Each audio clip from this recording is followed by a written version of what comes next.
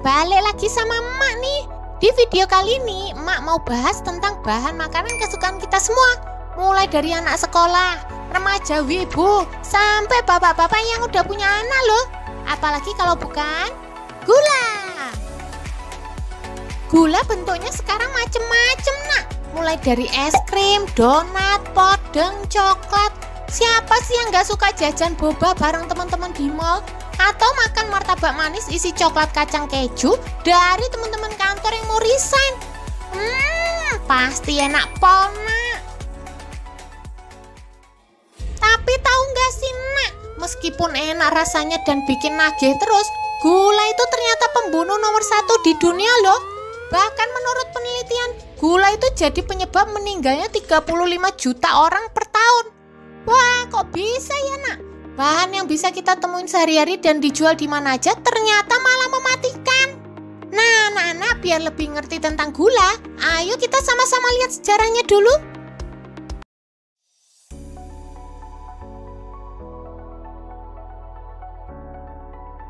Ternyata di zaman dulu gula itu disajikan sebagai makanan mewah buat para bangsawan loh. Karena harganya yang mahal yang disebabkan karena proses produksi yang sulit, biaya tenaga kerja juga mahal, dan cocok-cocokan sama iklim, gula jadi langka dan harganya jadi melambung tinggi deh nak. Kelangkaan ini yang membuat harga gula jadi mahal dan sampai mendapat julukan sebagai emas putih loh anak-anak. Wah, jangan-jangan pasangan yang menikah zaman dulu mungkin cincinnya terbuat dari gula ya nak. Selain itu, karena zaman dulu cara untuk mendapatkan rasa manis masih terbatas ya nak. Misalnya madu. Nah, manusia kan jadi harus bergantung sama lebah tuh nak.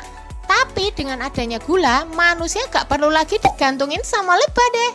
Bahkan saking senengnya sama gula, zaman dulu ada loh dokter yang bilang kalau gula itu sebagai sumber manfaat baik. Bisa bersihin darah, menguatkan tubuh dan pikiran, meningkatkan kesehatan mata, menyembuhkan luka lebih cepat, bahkan nyembuhin masuk angin loh anak-anak. Wah, kalau gitu ceritanya, mungkin zaman dulu orang pinter minumnya gula ya nak.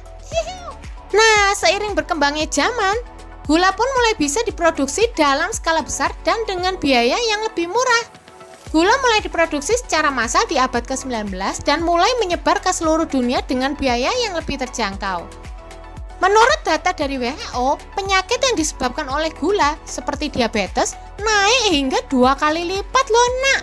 Dari 108 juta orang di tahun 1980 menjadi 422 juta di tahun 2014. Variasi penggunaan gula dalam makanan dan minuman pun makin banyak. Akibatnya penyakit gula yang dulu disebut sebagai penyakit orang kaya sekarang mulai menyebar ke seluruh kelas ekonomi. Dan menurut International Diabetes Federation, sekitar 422 juta orang yang mengidap diabetes itu 80%-nya tinggal di negara berpenghasilan menengah atau rendah nak. Ya sedih nak, yang nyebar kok malah penyakitnya ya bukan kayanya. Nah, karena gula udah bisa diproduksi secara massal dan penyebaran gula udah makin merata ke seluruh dunia, selanjutnya perusahaan inisiatif lagi nak. Gimana caranya biar efisiensi bisa lebih ditingkatkan lagi dan lagi. Maka dibuatlah gula buatan yang dibuat dengan proses khusus dengan tujuan untuk mengambil zat-zat pemanis utama dari gula alami nak. Gula alami sendiri adalah jenis gula yang ditemukan secara alami dalam berbagai tumbuhan. Gula alami itu tidak melalui proses kimia yang terlalu banyak dibandingin gula buatan nak. Contoh gula alami itu seperti gula tebu yang diekstraksi dari tanaman tebu, diperes dan jusnya dikeringin untuk dijadiin kristal gula nak. Sering lihat mamang-mamang jual es tebu gerobaan toh? Proses ekstraksi gulanya mirip sama mamang jual es tebu nak. Jadi tebu diperes dan keluar jusnya. Nah, ini jus yang keluar dari tebu ini sebenarnya air gula nak. Dan kalau mau diubah jadi kristal gula tinggal dikeringin aja. Lalu ada gula kelapa yang diambil dari buah kelapa yang diolah. Gula bit yang mengandung sukrosa tinggi.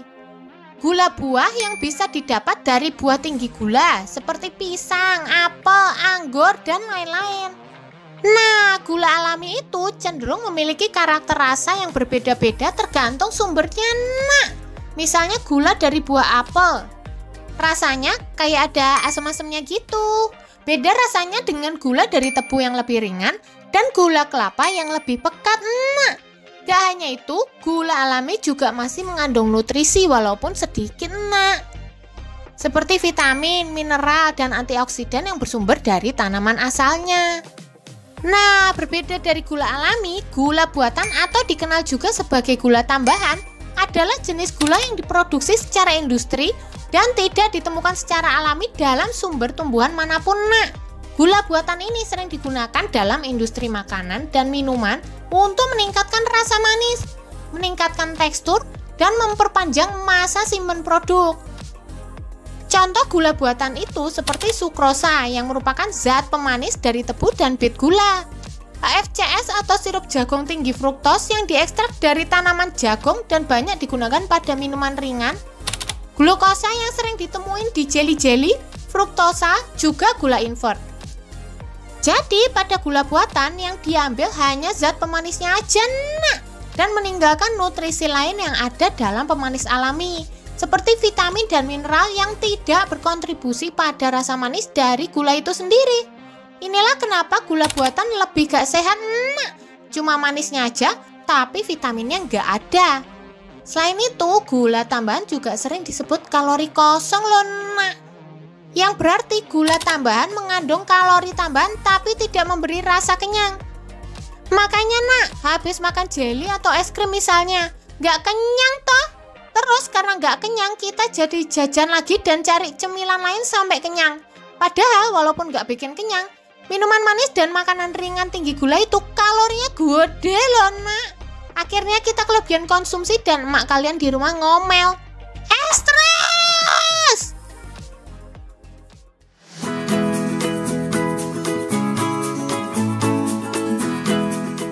Gula emang enak banget, apalagi kalau udah dibikin jadi banana nugget, kue cubit, es coklat roti, dan segala jenis minuman kekinian juga. Nah, karena zamannya semakin maju, jadi jenis makanan manis makin banyak aja, Coba deh, dulu zaman emak, teh itu cuma ada 2, teh manis sama teh tawar aja. Tapi sekarang ada teh susu, teh tarik, Thai tea, teh strawberry, milky cendol, cheesy, boba, ultimate cutie, yang kalau pesen di kasir namanya disingkat jadi yang ini ya mas.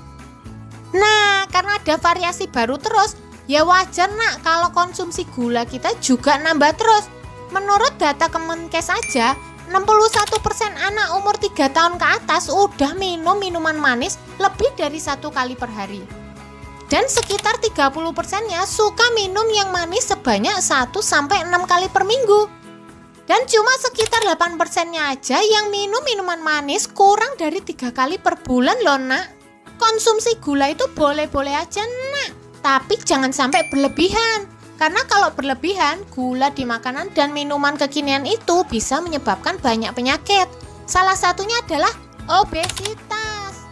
Obesitas yang disebabkan oleh konsumsi gula berlebihan udah jadi masalah serius dalam kesehatan masyarakat modern, Karena gula, terutama dalam bentuk gula tambahan seperti sukrosa dan sirup jagung tinggi fruktosa, sudah menjadi komponen utama dalam banyak produk makanan dan minuman yang kita konsumsi sehari-hari.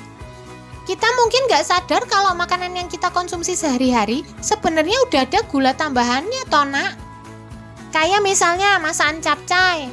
Rasanya kan gurih ya, Tapi buat dapetin rasa gurih yang balance itu, nggak cuma ditambah penyedap rasa, tapi waktu masak juga ditambahin gula loh, Jadi secara gak sadar ada gula juga di masakan yang gak manis. Nah, kalau udah sampai obesitas ini bahaya loh, Karena gak cuma berarti kegemukan, obesitas juga bisa merembet ke penyakit lain, seperti risiko penyakit jantung. Orang yang obesitas lemaknya kan banyak toh, Nah, lemak ini ada yang menumpuk dalam pembuluh darah.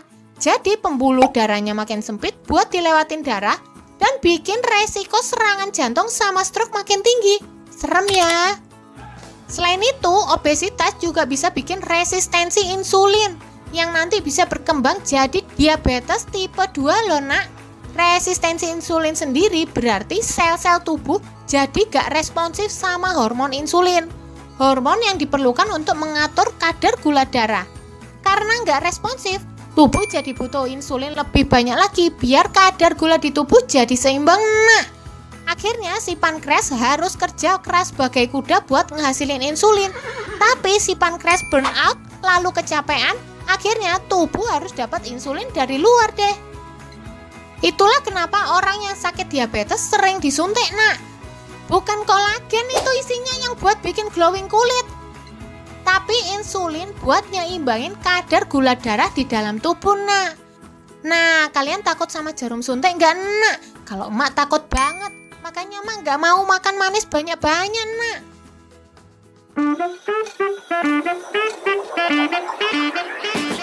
Nah, pertanyaannya adalah, gimana taunya konsumsi gula kita udah berlebihan atau enggak ya, Nak?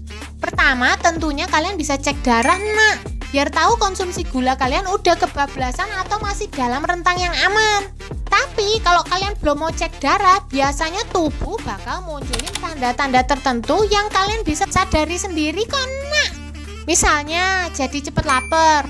Ketika kadar gula dalam tubuh turun, rasa lapar dan rasa ingin makan lebih banyak pun meningkat, khususnya makanan yang mengandung karbohidrat sederhana atau gula lainnya.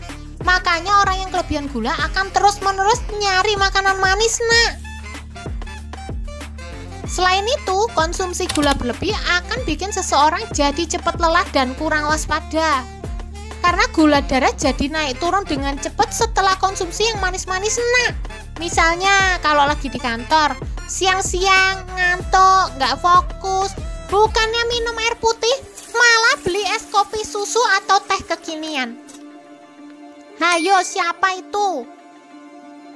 Pada kenyataannya, makanan dan minuman manis itu hanya memberi efek gak ngantuk sementara aja, Nak.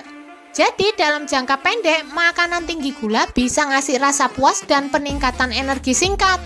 Tapi beberapa jam kemudian pas efeknya udah hilang, ya ngantuk lagi, Nak. Akhirnya perlu jajanan manis lagi. Nah, peningkatan kadar gula darah dalam tubuh yang cepat ini juga berpengaruh sama mood kita, Nak. Kalau kadar gula lagi tinggi, kita jadi happy. Kalau kadar gula lagi rendah, kita jadi bad mood deh. Dimana untuk melawan gula darah yang rendah ini, kita harus makan makanan manis lagi dan lagi. Akhirnya kita jadi kecanduan gula, Nak. Mood kita jadi naik turun dan kalau berlanjut terus bisa jadi menyebabkan depresi. Ada sebuah riset di tahun 2017 yang menganalisa konsumsi gula dari sekitar 23.000 orang dan menemukan bahwa yang mengonsumsi 67 gram gula per hari atau sekitar 17 sendok teh gula memiliki resiko 23% lebih tinggi untuk terserang depresi dibanding mereka yang hanya mengonsumsi sekitar 40 gram atau sekitar 10 sendok teh gula per harinya.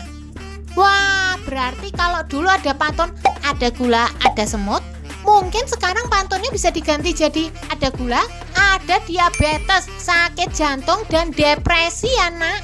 Nah, anak-anak berarti udah tahu ya sekarang kenapa gula itu bahaya. Selain bisa bikin kecanduan, gula juga gak baik buat fisik dan mental ya, Nak.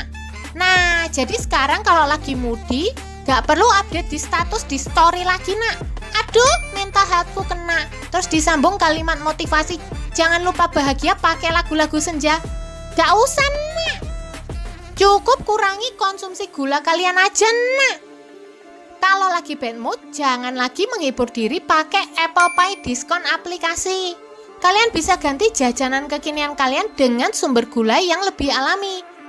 Seperti buah misalnya, mulai dari pisang, jeruk, kiwi, stroberi. Kalau pengen versi minuman, tinggal di blender deh sama es. Sudah enak, manis, seger, lebih murah pula gak pakai ongkir dan biaya aplikasi. Jadi lupa deh kalau mental health-nya kena.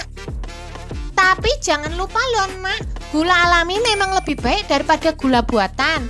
Tapi tidak berarti kalian bisa makan banyak-banyak juga ya, Nak. Segala sesuatu yang berlebihan itu gak pernah baik, Nak. Rasa benci yang berlebihan tidak baik. Tapi rasa cinta yang berlebihan juga tidak baik. Selama kita bisa menjaga semuanya seimbang dan secukupnya saja, maka ketika kamu makan es krim di depan ibumu, beliau gak akan teriak lagi, es terus. Terima kasih ya anak-anak sudah menonton video ini sampai selesai. Emak sangat-sangat menghargai support yang anak-anak berikan ke channel ini. Selamat datang juga buat teman-teman yang baru subscribe. Semoga apa yang emak sampaikan ini bisa membawa manfaat buat kita semua ya anak-anak. Dan kalau kalian suka dengan pembahasan di video ini, kalian bisa like videonya dan share ke teman-teman, saudara, kakek, nenek, opa, nuna. Karena like dan share dari kalian semua akan membantu perkembangan channel ini ke depannya, nak. Terima kasih banyak ya, anak-anak. Sampai ketemu lagi di video selanjutnya.